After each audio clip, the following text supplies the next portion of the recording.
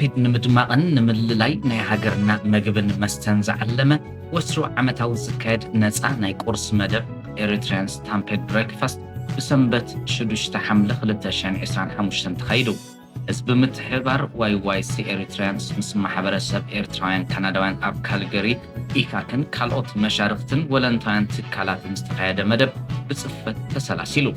ኣብ ምድላውን ኣጋይሻ ምንጋድን ዝተረኽቡ መንእስያት ኪንዮም መግብን መስተን ምዕዳለ ትዕስትውን ኣሰራርሑን እውን ንዝሓቱ ነጋድያን ብኽፉት ልቢ እናሓበሩ ንጥፈታቶም ከካይዱ ኢሎም።